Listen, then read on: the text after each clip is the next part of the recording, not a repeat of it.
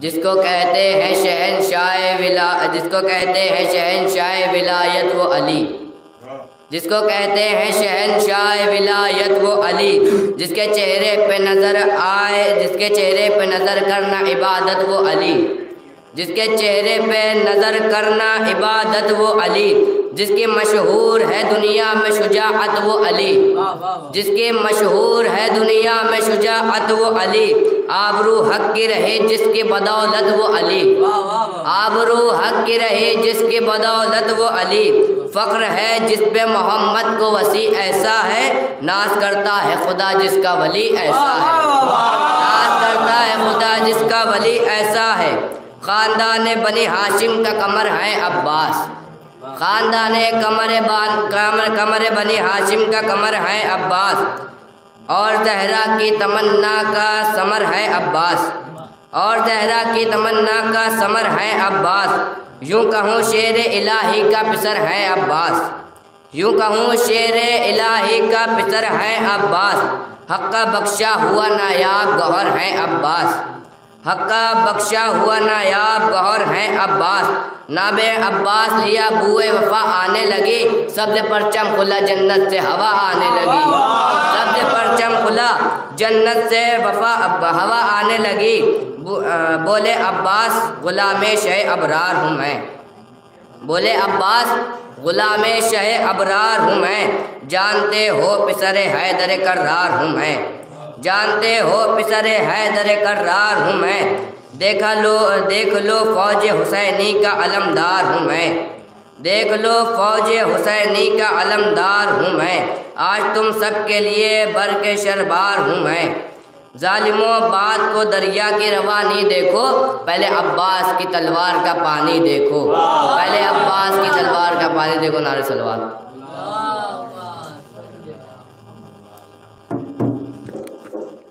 جو ذکر علی سننے سنانے نہیں آتے، جو ذکر علی سننے سنانے نہیں آتے، جنت میں مقام ان کو بنانے نہیں آتے، جو ذکر علی سننے سنانے نہیں آتے، جنت میں مقام ان کو بنانے نہیں آتے، وہ لوگ بھلا جنگ جیتے بھی تو جیتے کیسے، نعرہ جنہیں حیدر کے لگانے نہیں آتے، نعرہ جنہیں حیدر کے لگانے نہیں آتے، جو لوگ نعرہ جنہیں حیدر کے لگانے نہیں آتے، جو ذکر علی سننے سنانے نہیں آتے، جنت میں مقام ان کو بنانے نہیں آتے، وہ لوگ بھلا جنگ جیتے بھی تو جیتے کیسے، نعرہ جنہیں حیدر کے لگانے نہیں آتے، خیاط فرشتہ ہے نبی ان کی سواری، امت کو مگر ناز اٹھانے نہیں آتے، امت کو مگر ناز اٹھانے نہیں آتے، گھر ان کے بلاؤں میں گھرے رہتے ہیں ہر دم، غازی کا علم جن کو اٹھانے نہیں آتے، غازی کا علم جن کو اٹھانے نہیں آتے،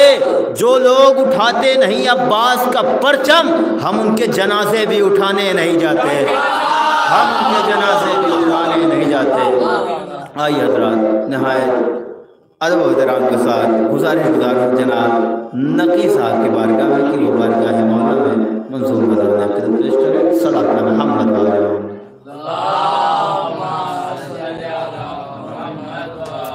محمد۔ نعرہ صلوات۔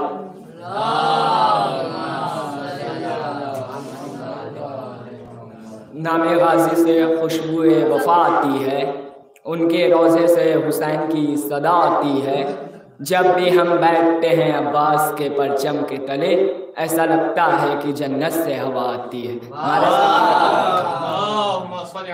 نبی کا حکم ہے میرا بیان تھوڑی ہے، علی بغیر مکمل اذان تھوڑی ہے، میں عرش مدت شبیر پر ہوں جلوہ گر، کسی کی ہمارے جیسی اڑان تھوڑی ہے، کہا صغیر نے 9 لاکھ ہے تو ہونے دو، کہا صغیر نے 9 لاکھ ہے تو ہونے دو، ہمارے جیسے ہتھیلی پہ جان تھوڑی ہے، علم سجے گا تو رحمتوں کی بارش ہوگی، یہاں صرف ہمارا مکان تھوڑی ہے، میں کیوں کہوں قاتل زہرا کو رضی اللہ، میں کیوں کہوں قاتل زہرا کو رضی اللہ، ہمارے منہ میں تمہاری زبان تھوڑی ہے، میں کیوں کہوں قاتل زہرا کو رضی اللہ، ہمارے منہ میں تمہاری زبان تھوڑی ہے، ہر ایک مقام پہ حیدر کا تذکرہ ہوگا، کسی کے باپ کا ہندوستان تھوڑی ہے۔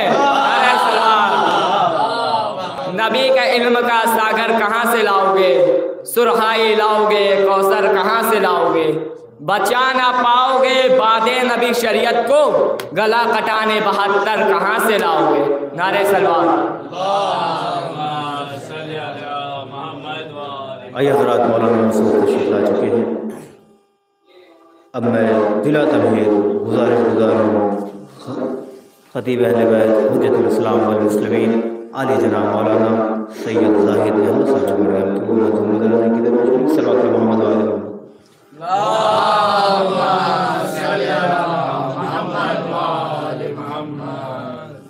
نعرہ حیدری، نعرہ سلوات،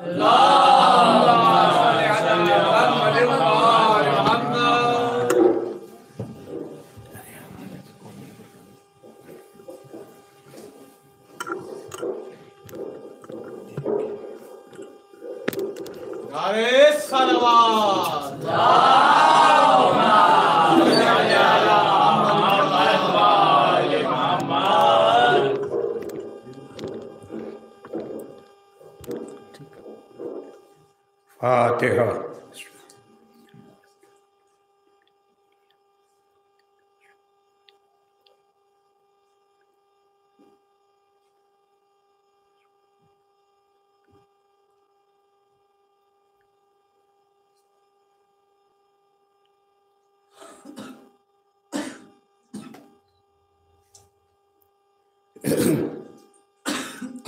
اعوذ باللہ من الشیطان اللعین الرجیم، بسم اللہ الرحمن الرحیم، الحمد للہ رب العالمین، والصلاة والسلام علی سیدنا ونبینا وشفیعنا وشفیع المذنبین ابی القاسم محمد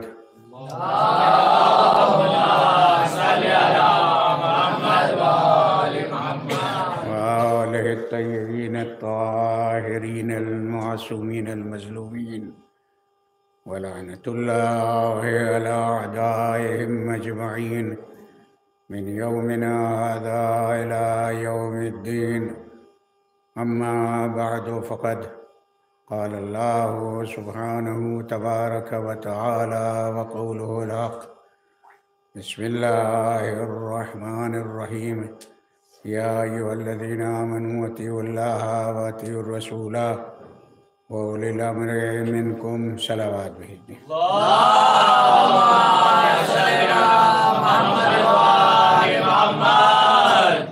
قرآن مجید کے سورہ نساء کی آیہ مبارکہ میں ارشاد رب العزت ہو رہا ہے کہ اے ایمان والوں، اللہ کی اطاعت کرو اور رسول کی اور اولی الامر کی، صاحب امر کی جو تمہیں سے ہوگا۔ تو سوال یہ ہے کہ جب ایمان لے آئے تھے لوگ تو ان سے یہ تاکید کیوں کی جا رہی ہے کہ اللہ کی اطاعت کرو؟ اس لیے کہ ایمان خاص طور سے اللہ کی اطاعت ایمان کے بعد بھی کیا نہ ہوگی۔ اس آیت کے نزول کی وجہ سے معلوم ہوتا ہے کہ ایمان تو لائے تھے مگر وہ پختگی نہیں تھی جو ہونا چاہیے تھی، اس لیے کہ ظاہر ہے سب ایک قسم کے تو تھے نہیں۔ تو کہا گیا کہ اللہ کی اطاعت کرو، لیکن کیا انہوں نے اللہ کی اطاعت کی؟ نہیں، اس لیے کہ الہی حکم کی نافرمانی کی ہے۔ الہی حکم غدیر میں خاص طور سے تھا، الہی حکم اہل بیت سے محبت کا تھا، الہی حکم جو ہے وہ اہل بیت کی عظمت اور ان کے احترام کا تھا۔ الہی حکم یہ تھا کہ بعد رسول سب سے پہلے علی کی بیعت کی جائے، اس کا نام تھا اطاعت۔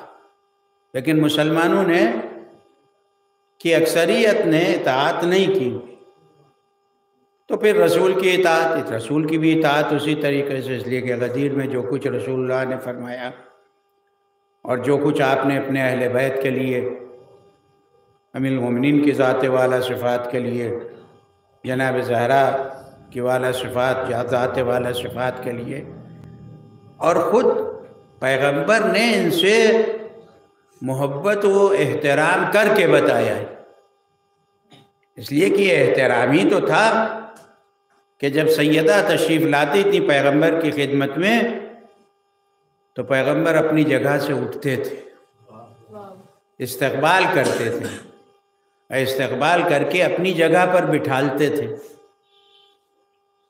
اور پیغمبر اسلام یہی نہیں بلکہ جناب معصوم کونین کے گلے کے بوسے لیتے تھے۔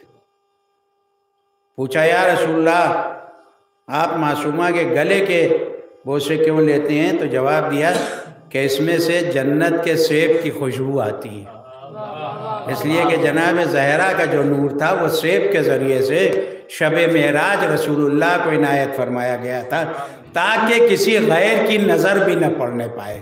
صلوات بھیج دے محمد وآل محمد۔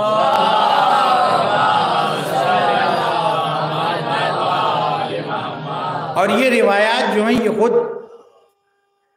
رسول اللہ کی وہ چہیتی بیوی جن کا ذکر مسلمان بہت کرتے ہیں ان سے ہیں یہ روایات کہ رسول اللہ کس طریقے سے، یہاں تک کہ انہوں نے کہا ہے کہ سب سے زیادہ اگر کوئی چال میں، ڈھال میں، گفتار میں، رفتار میں مشابہ تھا رسول اللہ سے تو وہ صرف اور صرف جناب فاطمہ زہرا سلام اللہ علیہا تھی۔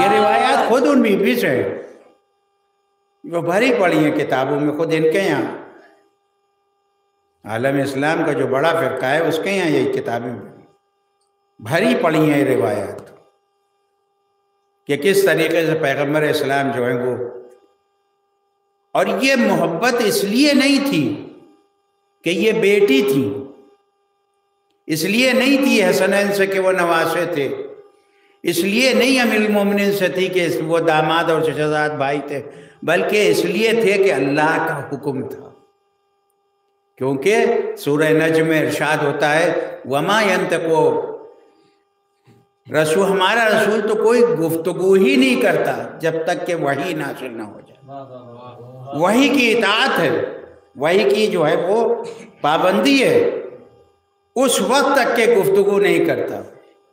تو اب ظاہر ہے پیغمبر اسلام جس کا بھی احترام کر رہے ہیں وہ اللہ کے حکم سے کر رہے ہیں، اور جس کو اپنی بزم سے اٹھا رہے ہیں اس کو بھی اللہ کے حکم سے اٹھا رہے ہیں۔ صلوات بھیجیں محمد وآل محمد۔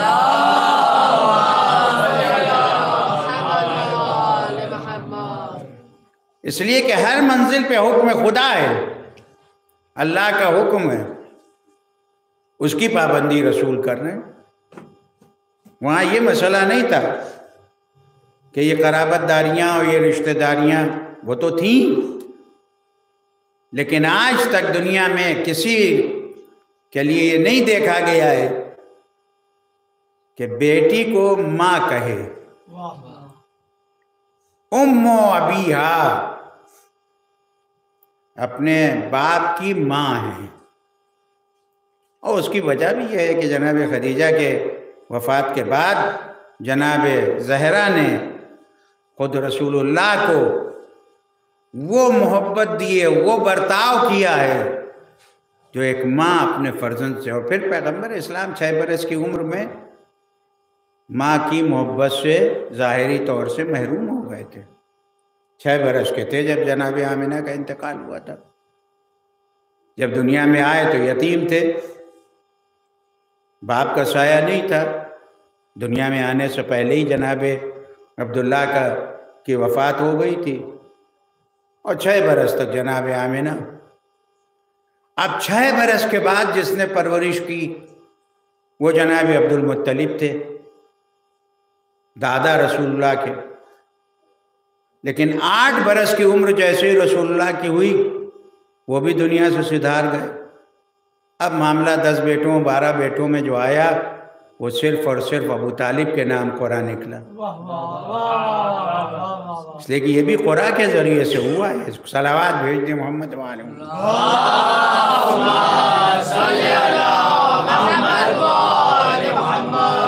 اس لیے کہ قرآن مجید میں جناب مریم کے لیے ہے کہ کون ان کی پرورش کرے گا، کون ان کی کفالت کرے گا، تو وہاں بھی تو یہ ہے کہ اقلام قلم ڈالے گئے تھے دریا میں، اور وہ جناب زکریا کے نام نکلا تھا معاملہ۔ جناب زکریا خالو تھے جناب مریم کے۔ یہ میں اس لیے ظاہر ہے یہ دہرا رہا ہوں تاکہ میرا حافظہ بھی کام کرتا رہے اور ہمارے چھوٹے بچوں کے لیے بھی ان کے ذہن میں بھی یہ بات پہنچ جائے، حالانکہ انہیں معلوم ہے بحمداللہ وہ پڑھتے ہیں خاص طور سے مدارس میں، تو ظاہر ہے، اور پھر اس مدرسے میں جو عقائد کا مرکز ہے بحمداللہ، اس لیے کہ اس کی بنیادی ایک ایسے صاحب عقیدہ نے رکھی ہے کہ جنہوں نے ہمیشہ عقائد کے مسئلے میں اپنے کو ایسا صاف ستھرا رکھا ہے، اور یہی ہونا بھی چاہیے۔ اس لیے کہ ہو سکتا ہے کہ مجھ میں ذاتی بہت سی کمیاں ہوں، لیکن عقائد اصل مسئلہ ہوئی، عقائد کے مسئلے میں انسان کو بالکل جو ہے وہ صاف ستھرا رہنا چاہیے، اور بالکل جو ہے وہ اس میں مروت کی بھی ضرورت نہیں ہے کہ آدمی کسی رشتے کی مروت کرے اور کسی ناطے کی مروت کرے، بلکہ انسان کو عقائد، اس لیے کہ ظاہر ہے کہ دنیا میں بھی اسی سے عزت ملتی ہے اور آخرت میں بھی اسی سے۔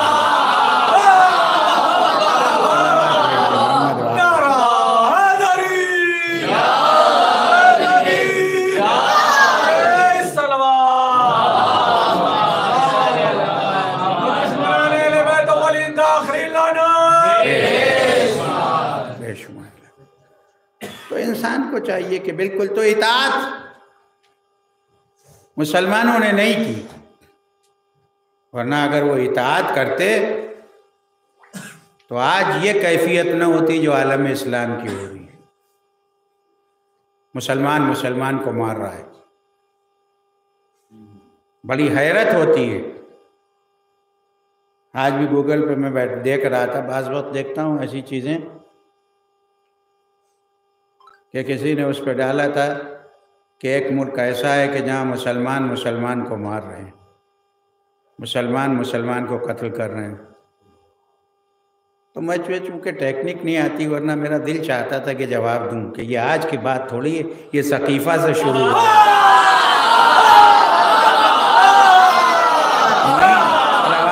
محمد وعلى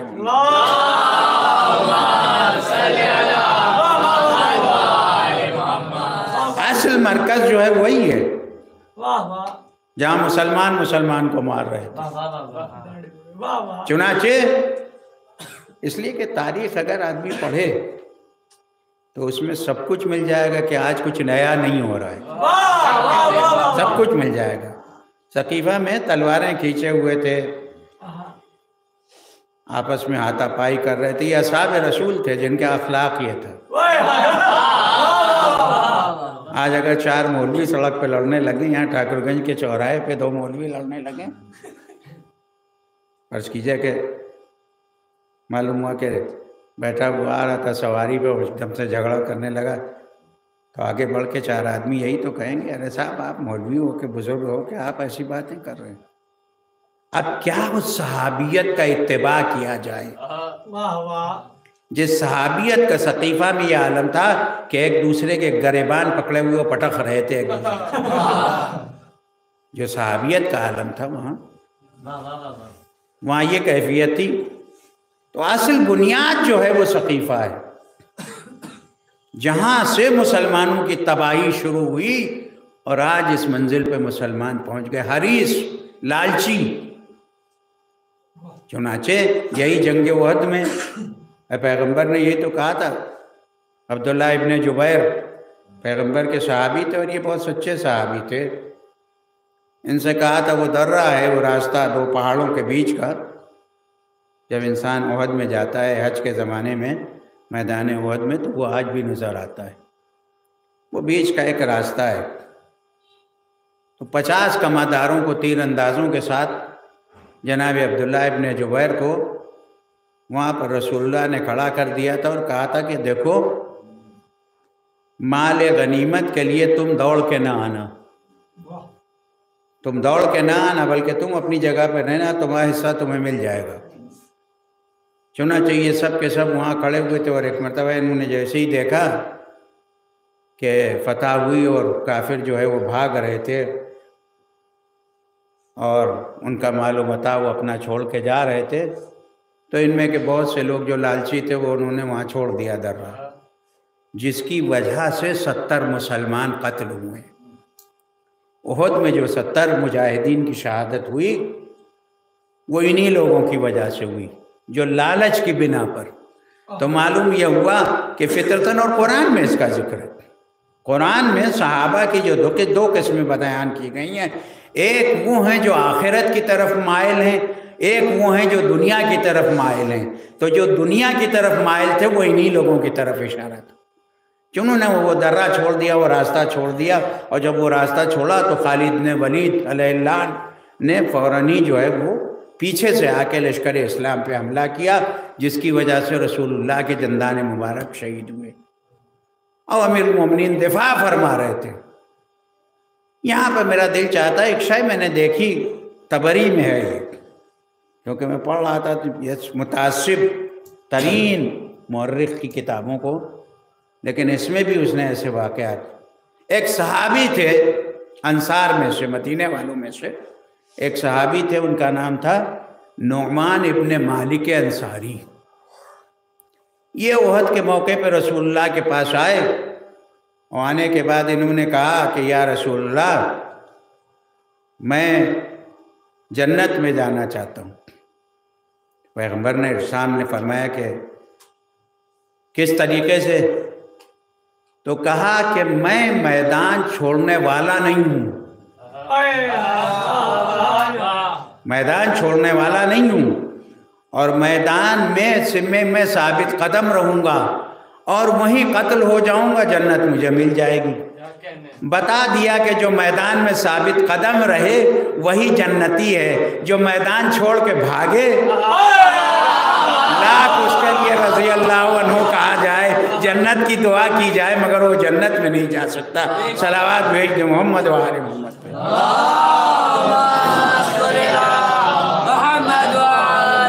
اس لیے کہ رسول اللہ نے ان کی بات پر مہر لگا دی تھی، پیغمبر اسلام نے مہر لگا دی تھی ان کی بات پر، لہذا آپ جنتی وہی ہے۔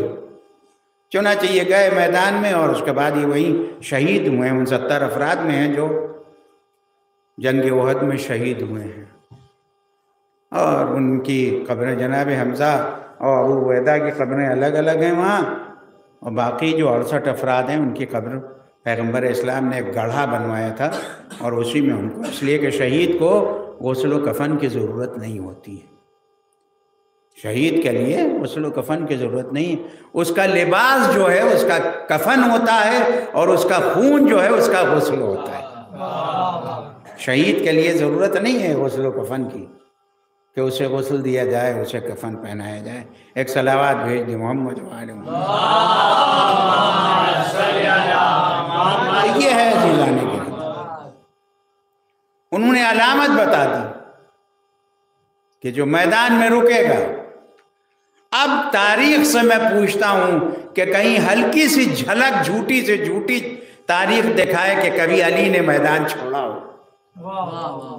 نہ علی والوں نے چھوڑا، نہ علی والوں نے چھوڑا، نہ علی نے چھوڑا، نہ علی والوں نے۔ آج بھی علی والے جو ہیں وہ میدان میں ہیں، جس کے لیے حالیہ جو ہے حزب اللہ کی جنگ جو ہے اسرائیل سے وہ گواہ ہے، کہ جس میں بہت جلدی جو ہے انہیں معاہدہ کرنا پڑا امریکہ کو بیچ میں آ کے، اس لیے کہ انہوں نے یہ مان لیا تھا، کیونکہ یہ وہ لوگ ہیں جو شہید ہو جائیں گے مگر میدان سے نہیں ہٹیں گے، اور اب دوسرا میدان تیار کر دیا، اس لیے کہ منافقین اس پہ لگے ہوئے ہیں۔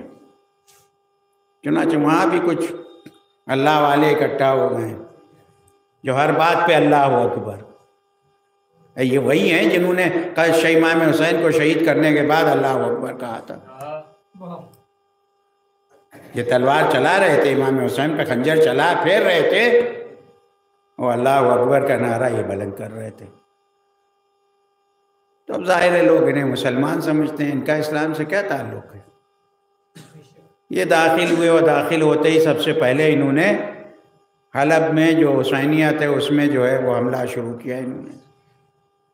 چنانچہ ایک شخص جو ہے وہ ایک تغرا وہاں لگا ہوا تھا، کربلا کی تصویر تھی اور امام حسین کا نام نامی تھا، اسے وہاں سے نکال لایا، اس کے بعد وہ اپنے نعوذ باللہ اپنے پیروں سے روند رہا۔ یہ مسلمان ہیں جن کی یہ کیفیت ہے۔ اور پھر آج ایک اور ویڈیو، اس میں حضرت عباس کا پرچم جو ہے لیے کہیں سے لے آیا تھا، اور اس میں اس نے آگ لگائی، اور آگ لگانے کے بعد وہ دکھا رہا ہے، اس کے بعد وہ زمین پہ رکھ کے۔ اس سے ان کی توہین نہیں ہو رہی ہے بلکہ تمہاری اصلیت کھل رہی ہے۔ صلوات بھیج دیں محمد وآل محمد۔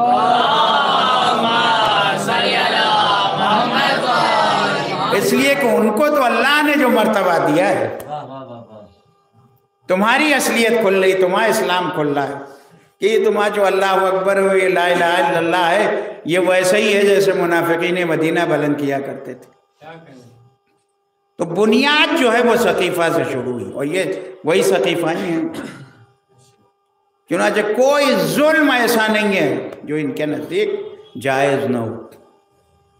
اس سے پہلے داعش والے اور وہ القاعدہ والے اور فلاں والے اور فلاں سب فنا ہوتے چلے جا رہے ہیں۔ جب ان کی موت آتی ہے تو یہ آ جاتے ہیں، اور خدا کا شکر ہے کہ بہت بے انتہا مارے گئے ہیں آج رات روسی بمباری میں۔ پھر اس کے بعد جو عراق سے جیالے گئے ہیں، امام علی نام کی بریگیڈ جو ہے وہ گئے، اور اس میں حوزہ علمیہ سے بھی، حوزہ علمیہ نجف سے بہت بڑی تعداد میں جناب زینب کے روضے کی تحفظ کے لیے، اس سے پہلے بھی بچایا۔ اور ادھر ایران سے بھی جو ہے وہ تیار ہیں وہ لوگ، اور انشاءاللہ بہت جلدی وہ وقت آئے گا، یہ جیسے 2016 میں مارے گئے تھے ویسے ہی انشاءاللہ 2024 میں بھی مارے جائیں گے۔ صلوات بھیج دیں محمد وآل محمد۔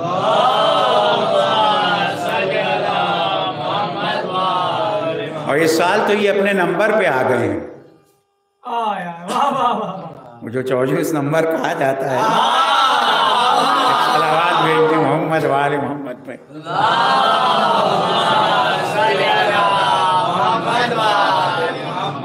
اس سال تو گویا 2016 میں جو ان کی کیفیت ہوئی تھی، جس قدر یہ مارے گئے تھے، جس قدر، اس لیے کہ ایک اسرائیل کی سازش ہے جو ٹرکی کے ذریعے سے اور دوسرے دشمنان اہل بیت، جہاں دشمنی اہل بیت پنپ رہی ہے، اور یہاں رونا روتے ہیں۔ یہ سب باہر والے دیکھ رہے ہیں، اسلام سے الگ جو ادیان ہیں وہ دیکھ رہے ہیں کہ کچھ مسلمان کیا کر رہے ہیں۔ مسجدوں میں یہ آگ لگاتے ہیں، امام باڑوں میں یہ آگ لگاتے ہیں۔ ان کے نزدیک کسی شے کا کوئی احترام ہے ہی نہیں، اس لیے کہ بنیاد ان کے یہاں احترام ہے ہی نہیں۔ شروع وہیں سے ہوا تھا جب یہ کہا تھا کہ رسول اللہ نعوذ باللہ ازیان بکرے، ابتدا وہیں سے ہوئی ہے۔ جو عدم احترام والا مسئلہ آیا ہے وہ وہیں سے آیا ہے، وہیں سے شروع ہوا ہے۔ تو اب ظاہر ہے پہنچی وہیں کی خاک جہاں کا خمیر تھا، وہیں کی حالت ظاہر ہے۔ یہ احترام کے قائل ہی نہیں ہے۔ صلوات بھیج دیں محمد وآل محمد۔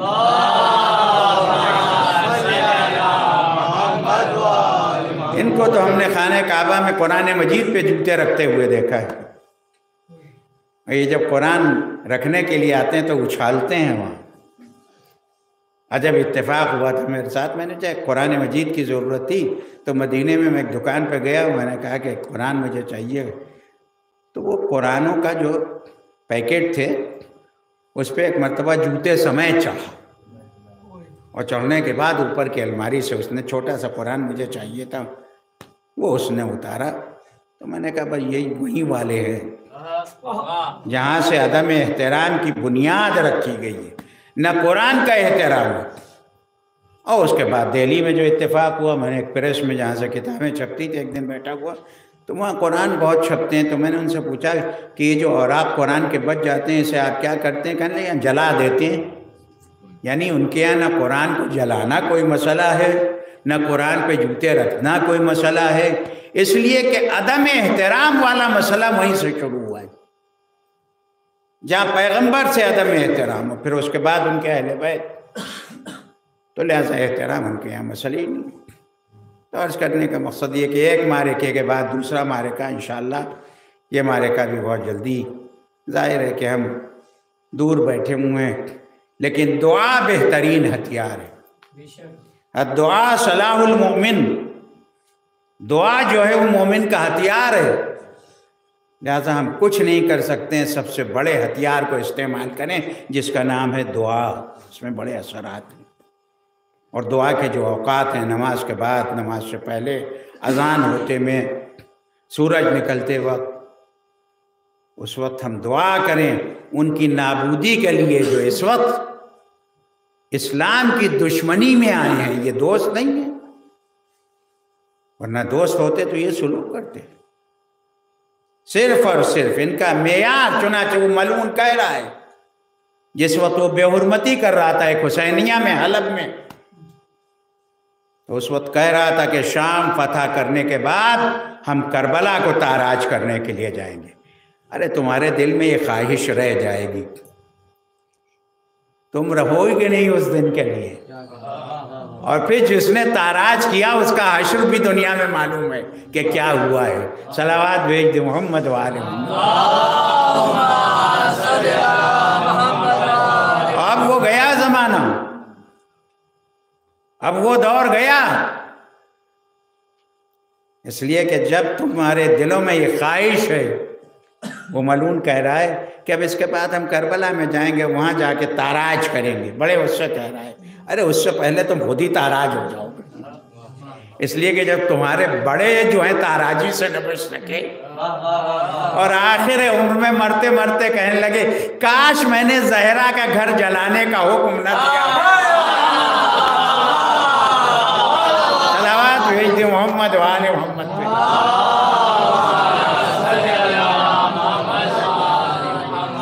پشیمانی کا عالم یہ تھا، تین چیزوں کے لیے انہوں نے کہا۔ خالد ابن ولید کو میں نے سزا دی ہوتی، جو مالک ابن نویرہ والا پورا واقعہ ہے، الحمدللہ آپ تو پڑھتے ہیں، پڑھا کیجئے، الگ سے کتابیں پڑھا کیجئے۔ میں اپنے چھوٹے بچوں کے لیے عام طور سے یہ باتیں کرتا ہوں کہ مدرسوں میں خالی وقت میں بجائے اس کے کہ آدمی، حالانکہ ویسا نہیں ہے کہ بچے جو ہے، لیکن خالی وقت میں کچھ پڑھا کرے تاریخ کی چیزیں، خاص طور سے سیرت اہل بیت، اخلاق اہل بیت، کردار اہل بیت، اس لیے کہ ہم لوگوں کو نجف میں، مجھے یاد ہے کہ ایک مہینہ ماہ رمضان میں پہنچا تھا، مسلسل مجھے آداب المتعلمین پڑھائی جا رہی تھی، اس لیے کہ یہ کتاب بہت ہی طلباء کے لیے ضروری ہے۔ اسی صورت سے جناب امام خانی کا وصیت نامہ اور اخلاقی کتابیں، اس لیے کہ جیسے جیسے ہم اخلاقیات اہل بیت کے پڑھیں گے اتنا ہی اتنا ہم اہل بیت کے اخلاق سے مرصع ہوتے جائیں گے، اور اخلاق وہ چیز ہے جو قدر کرواتا ہے، اخلاق جو ہے وہ قدر کرواتا ہے۔ انسان خندہ پیشانی کے ساتھ اپنے چھوٹوں سے محبت کے ساتھ ملے، بڑوں سے احترام کے ساتھ ملے، اور بڑوں کا بھی فرض ہے کہ وہ اپنے چھوٹوں سے محبت کے ساتھ ملیں، خندہ پیشانی کے ساتھ ملیں، اس لیے کہ جب وہ ان سے ملیں گے تو ان کا احترام بڑھے گا۔ اس لیے کہ احترام کروانا ہے تو یہی طریقہ ہوتا ہے۔ تو اصلی مسئلہ ہے کہ اخلاق سے آراستہ ہونا چاہیے، کیونکہ اللہ نے رسول اللہ کو اخلاق سے آراستہ کیا۔ بُعِثْتُ لِأُتَمِّمَ اخلاق، میں اس لیے مبعوث ہوا ہوں کہ اخلاق کے تمام منزلوں کو تمام کروں، اور یہ ان کا اخلاق تھا۔ یہ ان کا کردار تھا. اسی لیے تو جو لوگ کہتے ہیں کہ اسلام تلوار کی دھار سے پھیلا ہے، اسلام تلوار کی دھار سے نہیں پھیلا ہے، اخلاق رسول و آل رسول سے پھیلا ہے. مگر دنیا نے چونکہ آل رسول کو چھپایا ہے، ان کے سیرت کو، اور ان بادشاہوں کی سیرت کو پیش کیا، ان کی سیرت کو پیش کیا ہے. نتیجہ ہے کہ ان کا تو مسئلہ حکومت تھا. وہ تو اتنے بد کردار تھے، چنانچہ یہی ولید ابن یزید ابن عبد الملک ابن مروان، یہ ان کے یہاں خلافت میں ہے. وہ جو 12 ہیں اس میں ایک سے ایک بد کردار ہیں، تو اس میں یہ بھی ہے.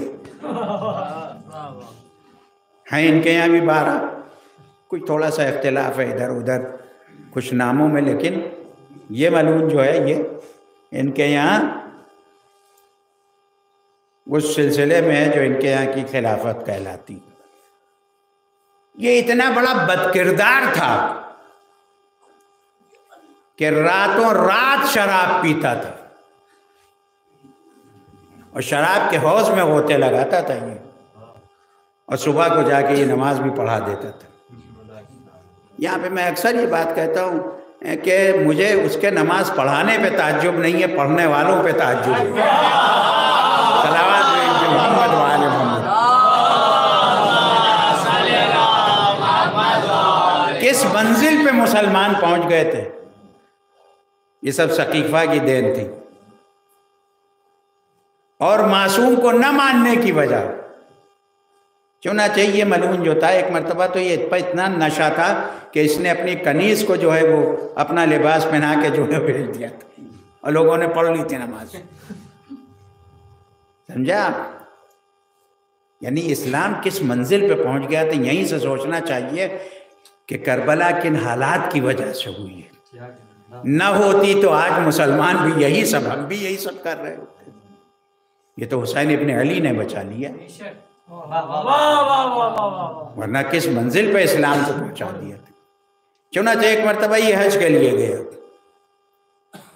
اور اس نے قرآن مجید سے تفاعل کیا کہ میں کعبے کی چھت پہ بیٹھ کے شراب پیوں وغیرہ وغیرہ. لیکن بہت سی چیزیں ایسی ہیں جس کا تذکرہ نہیں کیا جا سکتا. چنانچہ اس میں آیت نکلی، سورہ ابراہیم کی آیت ہے، جبار عنید، جبار عنید قرآن مجید کی ہے، سورہ ابراہیم کی 15ویں آیت نکلی. جبار کے معنی سرکش، عنید کے معنی عداوت والا. ایک مرتبہ اسے غصہ آ گیا، کہنے جب میں جبار عنید ہوں، تو اس نے تیر کو جو ہے کمان میں جوڑا اور قرآن پر اتنے تیر برسائے کہ قرآن ٹکڑے ٹکڑے ہو گیا. یہ ایسا خبیث تھا. اور یہ ان کے یہاں جو ہے وہ اس سلسلے میں ہے. اور اس کے ساتھ قرہ امتیاز یہ ہے کہ کہا جا رہا ہے جیسا بھی ہو، لیکن جب بیعت کر لی تو اطاعت واجب ہے. فاسق ہو، فاجر ہو، جتنا بڑا بدماش ہو، جتنا بڑا مافیا ہو آج کی اصطلاح میں، مگر اطاعت اس کی واجب ہے. اب ظاہر ہے جب ایسوں کی اطاعت کریں گے تو ویسے ہی نکلیں گے. ظاہر ہے اللہ نے حکم دیا تھا اطیعوا اللہ، اللہ کی اطاعت کرو، رسول کی اطاعت کرو، اولی الامر کی اطاعت کرو. اولی الامر کہا تھا معصوم ہونا چاہیے. اللہ کی طرف سے جو اولی الامر ہے، صاحب امر ہے، وہ معصوم. جب وہ معصوم ہوگا تو اس کی اطاعت ہوگی، کیونکہ غیر معصوم کی اطاعت نہیں کی جا سکتی، کیونکہ وہ خود خاطی ہے تو اس کی اطاعت کیا ہوگی. اس لیے جو یہ لوگ کہتے ہیں کہ اصحابی کالنجوم، میرے اصحاب جو ہیں وہ ستاروں جیسے ہیں، جس کی اقتداء کر لی تمہارے لیے وہی کافی ہے. سوال یہ ہے جب وہ خاطی ہیں، خود منبر پہ کہہ رہے ہیں کہ میں تمہارا جیسا ہوں، شیطان مجھے بہکا دیتا ہے، ٹیڑھا میڑھا ہو جاؤں تو سیدھا کر دینا. اب اب ایسے کی جب اطاعت کریں گے تو ٹیڑھے ہی ہوں گے. صلوات بھیجو محمد والے. بھائی ابن ابی العدید نے لکھا ہے شرح نہج البلاغہ میں، جو بیعت کے وقت انہوں نے خطبہ پڑھا ہے، پہلی بیعت جو بعد رسول ہوئی، اس میں جو خطبہ مسجد میں پہلا پڑھا ہے انہوں نے پہلے جمعے کو، تو اس میں یہی جملے تو تھے کہ میں تمہارا جیسا ہوں. سوال یہ ہے جب یہ عام لوگوں جیسے ہیں تو انہیں حق کہاں ہے اولی الامر بننے کا؟ وہ تو سن 40 ہجری میں جب ایک بیعت ہوئی تو پتہ چلا کہ اولی الامر کیسا ہونا چاہیے. جب ایک بیعت اور مسلمانوں نے تھک ہار کے کی تو اس وقت پتہ چلا، جب منبر پہ جانے والا گیا تو اس نے کہا کہ مجھ سے جو چاہے پوچھ لو، میں زمین کے راستوں سے زیادہ آسمان کے راستے جانتا ہوں، جو چاہے مجھ سے پوچھ لو. ایک طرف وہ ہے اور دوسری طرف وہ لوگ ہیں جو کہہ رہے ہیں کہ شیطان انہیں بہکاتا ہے. یہ بات مخفی رہ جاتی، لیکن چوتھی منزل پہ ایک منزل آئی ہے کہ جب سجدے کی حالت میں شیطان بصورت اژدہا انگوٹھا چبانے لگا ہے، تو اس وقت سلسلہ علویت کے دوسرے علی کی نماز میں کوئی فرق نہیں آیا. وہ تھک گیا تو کہتا ہوا چلا انت زین العابدین. صلوات محمد وآل محمد.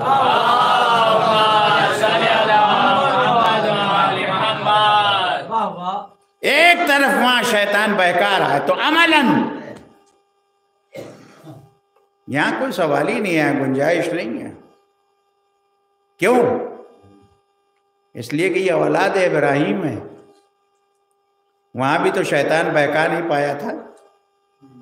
بھئی یہ جو 3 ستون بنے ہوئے ہیں وہ 3 شیطان کہلاتے ہیں، یہ اسی کی یادگار تو ہیں، یہ اسی مرحلے کی یادگار ہے. جب وہ بہکا رہا تھا پہلے اس نے جناب ابراہیم سے کہا کہ یہ تو خواب ہے. اسے کیا معلوم تھا کہ نبی کا خواب اور ہوتا ہے، ہمارا جیسا تھوڑی ہوتا ہے. اور نہ نبی ایسے خواب دیکھتے ہیں کہ جو جیسے بعض وقت ہم دیکھنے لگتے ہیں، اس لیے کہ یہ معصوم ہے، ان کا خواب الگ ہوتا ہے. جناب ابراہیم نے بھی کنکریاں ماری تھیں. پھر یہ جناب حاجرہ کے پاس آ گیا اور ان سے کہنے لگا کہ یہ جو کہہ کے گئے ہیں کہ تمہارے بیٹے کو جو ہے وہ مہمان کے یہاں لیے جا رہے ہیں، مہمان کے یہاں نہیں ذبح کرنے کے لیے جا رہے ہیں، انہوں نے بھی کنکریاں ماری. خود جناب اسماعیل کو اس نے بہکانے کی کوشش کی، انہوں نے بھی کنکریاں ماری. وہ یادگار بن گئی حج میں کہ ان تینوں پر کنکریاں ضرور مارو. معلوم ہوا کہ جو بہکاتا ہے نبی کو یا نبی کی زوجہ کو، وہ اس لائق ہوتا ہے کہ اسے کنکریاں ماری جائیں، اس سے اظہار بیزاری کیا جائے. آج جو دستور ہے کہ جس سے خفا ہوتے ہیں اس کا پتلا پھونکتے ہیں.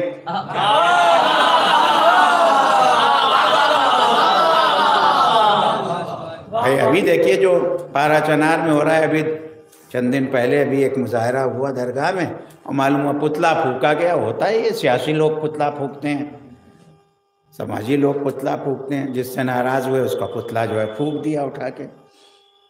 سوال یہ پتلا کیوں پھونکا؟ کہ یہ اظہار ناراضگی کی جو ہے دلیل ہوتی ہے. تو اگر کہیں ہم بھی اس عمل کو انجام دے رہے ہوں تو یہ اظہار ناراضگی ہے. اور انی سلم لمن سالمکم وحرب لمن حاربکم کا نمونہ ہے یہ، اس لیے کہ اظہار میں بھی تو ہونا چاہیے. تو عرض کرنے کا مقصد یہ ہے کہ عزیزان گرامی اگر تاریخ میں ہم یہ چیزیں پڑھیں تو ہمیں خوب مل جائیں گی. کوئی چیز آج نئی نہیں ہے. چنانچہ آج جو یہ مرحلہ ہے کہ لڑاؤ اور حکومت کرو، یہ کوئی نیا تھوڑی ہے، یہ بھی ثقیفہ ہی سے ملا ہے. وہاں بھی یہی ہو رہا تھا.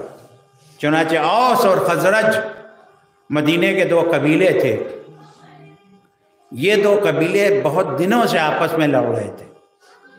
پیغمبر کی برکت سے جب پیغمبر پہنچے مدینے تو انہوں نے ان دونوں قبیلوں میں صلح کروا دی اور ایک کو دوسرے کا بھائی بنایا انہوں نے مواخات میں، ایک خزرج سے لیا اور ایک اوس سے۔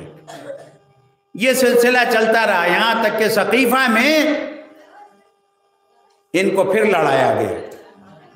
چنانچہ سعد ابن عبادہ جو ہیں وہ اوس کے جو ہے وہ سربراہ تھے اور خزرج کا سربراہ بشیر تھا۔ چنانچہ ان دونوں میں اختلاف ڈلوایا گیا اور اس کے بعد جو ہے وہ بیعت ہوئی ہے پہلے کی۔ اس موقع پر سعد ابن عبادہ سے، یہ طبری کے واقعہ ہے، سعد ابن عبادہ اور احتجاج میں طبری کے حوالے سے، سعد ابن عبادہ کو دھمکی دی تھی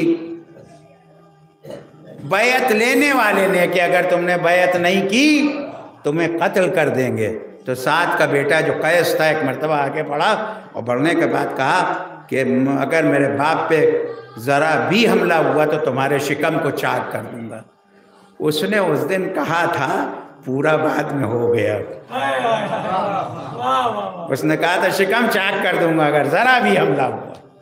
چنانچہ یہ بھی تاریخ میں ملتا ہے۔ تاریخ میں نے کہا نا کہ تاریخ پڑھیے تو اس میں کوئی چیز آج کے زمانے میں جو ہو رہا ہے وہ نئی نہیں ملے گی آپ کو۔ تو عرض کرنے کا مقصد یہ ہے کہ ابتدا وہیں سے ہوئی ہے اور اس ابتدا میں سب سے زیادہ اگر کسی پر ظلم ہوا ہے، بلکہ ظلم اگر ہوا ہے تو وہ اہل بیت رسالت پہ ہوا، جن کی یاد آج منائی جا رہی ہے۔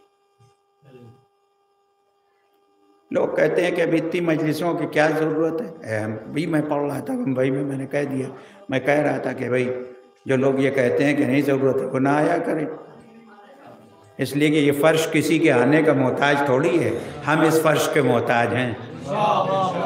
ہماری شناخت ہے، یہ ہماری پہچان ہے۔ خدا رحمتیں نازل کرے ان ماؤں پر جنہوں نے پاک و پاکیزہ طریقے سے ہمیں دنیا میں بھیجا، محبت اہل بیت ہمیں حاصل ہوئی۔ بس عزیزان گرامی، لہذا علماء نے مراجع کرام نے خاص طور سے جناب سید کے سلسلے میں، چنانچہ پہلے بھی مجالس ہوتی تھی، نجف اشرف میں ہمارے زمانے میں مراجع کے یہاں مجالس ہوتی تھی، مراجع خود شرکت کرتے تھے، آیت اللہ العظمیٰ سید ابوالقاسم خوئی، آیت اللہ خمینی اور دوسرے مراجع، اس لیے کہ ہمیں یہ تمام چیزیں انہی سے ملی اور آج بھی یہ تمام چیزیں وہیں سے ہمیں حاصل ہو رہی ہیں۔ عزیزان گرامی، ظاہر ہے لوگ کہتے ہیں کہ یہ اتنی مجلسوں کا سلسلہ، مسلسل جو مجالس ہو رہی ہیں، یہ اتنی مجلسوں کے سلسلے کی ضرورت کیا ہے؟ ضرورت اس لیے ہے کہ جس طرح 2 مہینے 8 دن مسلسل عزائے سید الشہداء منانے کی وجہ سے یزید اور اس کے ساتھیوں کا چہرہ واضح ہو گیا اور حسین کا قاتل مشہور ہو گیا، اسی طرح ان مجلسوں کے ذریعے سے زہرا کے قاتل بھی معلوم ہو جائے گا کون ہے۔ اس لیے کہ چھپایا گیا ہے، وہ مظلومہ ہے زہرا، جن کے قاتل کو چھپایا گیا، جن کے قاتلوں کو چھپایا گیا ہے، خود اپنی زبان سے کہہ رہے ہیں، پچھتا رہے ہیں، کاش میں نے حکم نہ دیا ہوتا، اس لیے کہ حکم انہی کا تھا۔ انہوں نے کہا تھا بیعت کے لیے، پہلی دفعہ قنفذ کو بھیجا، جو دوسروں بعض جگہوں پہ لکھا ہے دوسرے کا چچا زاد بھائی تھا، بعض جگہوں پہ لکھا ہے غلام تھا اور بڑا شقی تھا یہ مجنون۔ قنفذ کو بھیجا، کہا خلیفہ رسول نے کہلوایا ہے۔ جسارت دیکھیے کہ علی کے دروازے پہ بھیج رہے ہیں، کہہ رہے ہیں خلیفہ رسول، کیا کہنا ہے میرے مولا کا کہ ایک دفعہ ارشاد فرمایا جا کے کہہ دو کہ رسول اللہ نے تو بنایا نہیں تھا خلیفہ، اور اس کا اقرار کیا انہوں نے، جب جا کے کنفس نے کہا ہے کہ علی نے کہا ہے کہ رسول اللہ نے تو بنایا نہیں تھا، تو انہوں نے کہا رسول اللہ نے تو مجھے نہیں بنایا تھا، یہ سب لکھا ہوا ہے، یعنی میں جو پڑھ رہا ہوں لکھا ہوا ہے، اس لیے کہ میں ظاہر ہے یہ واقعات حوالے کے ساتھ موجود ہیں۔ انہوں نے کہا کہ ہاں رسول اللہ نے تو مجھے نہیں بنایا تھا، تو پھر کس نے آپ کو بنا دیا تھا؟ لوگوں نے بیعت کر لی تھی۔ یہ عجیب بات ہے صاحب، لوگوں نے بیعت کر لی تھی، سب لوگوں نے بھی تو نہیں کی تھی، لوگوں میں بنو ہاشم بھی تو تھے، لوگوں میں سعد ابن عبادہ بھی تو تھے، بہت سو نے بیعت نہیں کی تھی۔ یہ جو کہا جاتا ہے اجماع ہوا تھا، اجماع نہیں ہوا تھا بیعت پر، بلکہ تلوار کے ذریعے سے کرفیو لگا کے مدینے میں جو ہے، پھر اس کے بعد بھیجا دوبارہ، اور یہ دوسرے کے کہنے پہ تھا، پھر بھیجا کہ جا کہ کہہ دو امیر المومنین نے بلایا ہے۔ تو پھر امیر المومنین نے کنفس سے کہا کہ یہ کون سے مومن ہیں جن کے یہ امیر ہیں؟ ان کو امیر المومنین کس نے بنایا؟ ان کو معلوم ہے کہ اللہ نے یہ لقب خاص مجھے غدیر میں دیا تھا، اور غدیر سے پہلے جناب آدم کی خلقت کے وقت بھی ملتا ہے یہ، کہ اللہ نے ارشاد فرمایا تھا کہ یہ امیر المومنین مومنین کے امیر ہیں، کیونکہ جناب آدم جب جنت میں ٹہل رہے تھے اپنی زوجہ کے ساتھ، جو حوریہ تھیں، جناب حوا جنت میں ٹہل رہے تھے، انہوں نے ایک مرتبہ ان کو ناز ہوا کہ میں بہت خوبصورت ہوں،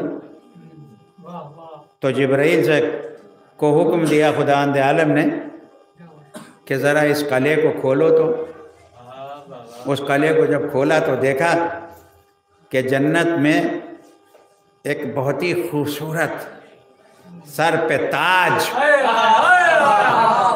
جسم پر جواہرات کے لباس پہنے ہوئے تخت پہ بیٹھے ہوئے۔ کہا یہ کون ہے؟ کہا یہ مومنین کے امیر ہیں علی ابن ابی طالب، صلوات بھیج دیں محمد وآلہ۔ اور جب جناب حوا کو ناز ہوا تو پھر ایک مرتبہ پردہ ہٹایا گیا، اور اس پر دیکھا کہ سر پہ تاج، انتہائی حسین و جمیل۔ کہا یہ کون ہے؟ کہا یہ رسول اللہ کی بیٹی اور زوجہ امیر المومنین۔ کہا یہ تاج سر پہ کیسا ہے؟ کہا یہ وہ تاج ہے جو ان کے شوہر کو ولایت کے سلسلے میں اللہ سے ملا ہے۔ یہ روایت بھی موجود ہے۔ تو آدم کی خلقت کے بعد ہی سے امیر المومنین، تو انہوں نے کہا کہ امیر المومنین نے بلایا۔ کہا ان کو کس نے بنایا امیر المومنین؟ انہیں معلوم ہے۔ اب کی انہوں نے اپنا نام لے کے کہ بلایا ہے، تو امیر المومنین نے ارشاد فرمایا کہ تم اپنا کام کرو، میں رسول کی وصیت کے مطابق اپنا کام کر رہا ہوں۔ لیکن پھر اس کے بعد جو ہوا کہ دوسرے نے، خالد ابن ولید، خدا کی لعنت ہو اس پر، بڑا ملعون تھا، اس لیے کہ ظاہر ہے یہ احد میں آیا تھا کافروں کی طرف سے، اور اس نے جس قدر، یہ سیف الاسلام کہلاتے ہیں، اس لیے کہ جو جتنا بڑا دشمن علی ہے وہ اتنا ہی بڑا ان کا دوست ہے۔ چنانچہ اس کے ساتھ آگ اور لکڑیاں لے کے کنفس کو لیے ہوئے در زہرا پہ آئے، آنے کے بعد دروازے میں آگ لگا دی۔ سیدہ فرما رہی تھی اس میں تو میرے چھوٹے چھوٹے بچے ہیں، کہا ولو ہوا کریں۔ یہ سب رسول اللہ کی شہادت کے ایک ہفتے کے اندر ہوا ہے، زیادہ دن نہیں گزرے تھے، رسول اللہ کی شہادت کے ایک ہفتے کے اندر یہ سب ہوا۔ ارے ان میں وہ لوگ تو موجود ہیں جنہوں نے دیکھا ہے کہ رسول اللہ اس در کا احترام کرتے تھے، آیت تطہیر کی تلاوت فرماتے تھے، اور آنے کے بعد انہوں نے دروازے میں آگ لگائی۔ سیدہ پس در کھڑی ہوئی تھی، دروازے کو اس طریقے سے ڈھکیلا ہے کہ سیدہ دیوار اور دروازے کے بیچ، اور دروازے کی ایک کیل سیدہ کے جسم مبارک میں، عزیزان گرامی، سیدہ زمین پہ گری، جناب محسن کی شہادت ہوتی۔ سلام ہو علی و زہرا کے گھر کے پہلے شہید پر، اس لیے کہ رسول اللہ سے پوچھا تھا کہ بابا آپ دنیا سے جا رہے ہیں، یہ بتائیے آپ نے سارے بچوں کا میرے تو نام یہی رکھا، اب آپ دنیا سے جا رہے ہیں، دنیا میں آنے والے اس بچے کا نام کون رکھے گا؟ تو جواب دیا کہ اسے دشمن جو ہے وہ زندہ دنیا میں آنے نہ دیں گے، اور خدا نے اس بچے کا نام محسن رکھا ہے۔ یہی تو وجہ ہے کہ میدان قیامت میں 2 بچے آئیں گے، ایک کو آغوش میں جناب خدیجہ لیے ہوں گے اور ایک کو آغوش میں جناب معصومہ لیے ہوں گی، جناب خدیجہ محسن کے لاشے کو لیے ہوئے ہوں گے، جناب سیدہ اب علی اصغر کے لاشے کو لیے ہوں گے، زیر عرش آ جائیں گی، آ کے کہیں گی پروردگار میرے ان 2 بچوں نے کیا خطا کی، اجرکم علی اللہ۔ اس لیے ایک کو دنیا میں زندہ آنے نہ دیا، دوسرا 6 مہینے تک رہا بھی تو 3 دن کا بھوکا پیاسا اور ملا کے تیر سے شعبہ کا شکار ہوا۔ ہاں عزیزان گرامی، یہ وہ دن ہیں جن دنوں میں سیدہ آخری راتیں اور آخری دن گزر رہے تھے، یہاں تک کہ وہ دن بھی آ گیا کہ امیر المومنین گھر میں تشریف لائے تو کیا دیکھا کہ سیدہ کئی کاموں میں مصروف ہیں۔ ہاں صدر و شہر بھر میں مجلسیں ہو رہی ہیں، ملک بھر میں مجلسیں ہو رہی ہیں، دنیا بھر میں مجالس ہو رہی ہیں، اور یاد کیا جا رہا ہے اس مظلومہ بی بی جس کا پہلو زخمی تھا۔ چنانچہ یہ ملائین جب گھر میں داخل ہوئے ہیں جو بے احترامی کی ہے، سیدہ مکنے میں تھی، لیکن کیفیت یہ تھی کہ جس وقت علی کو گرفتار کیا ہے ان ظالموں نے، تو جناب سیدہ نے حضرت علی کے پٹکے کو پکڑا اور دفاع فرما رہی تھی ولایت کا، کہ ایک مرتبہ کنفذ نے آگے بڑھ کے، اور ایک روایت میں یہ ہے کہ کنفذ سے تلوار کے خود کو لے کے ظالم نے سیدہ کے دست مبارک پر ضربے لگانا شروع، تازیانے لگانا شروع کر دیے۔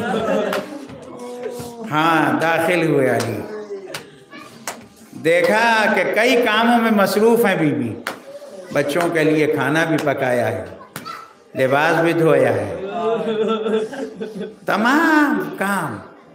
مرتبہ علی فرماتے ہیں سیدہ میں نے اتنا مصروف تم کو نہ دیکھا کئی کاموں میں کبھی، تو کہاں کل رات کو بابا خواب میں آئے تھے، فرمایا تھا کہ کل دن میں تم میرے پاس ہوگی، یا علی میرے بچوں کا خیال رکھیے گا،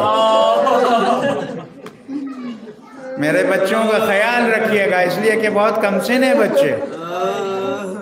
اس کے بعد سیدہ اپنے حجرہ عبادت میں گئیں، اسما سے کہا کہ اسما گھر کی خادمہ تھی، اسما جب تک میری آواز تسبیح آتی رہے سمجھ لینا کہ میں زندہ ہوں، تسبیح کی آواز رک جائے تو سمجھ لینا میں دنیا سے اٹھ گئی۔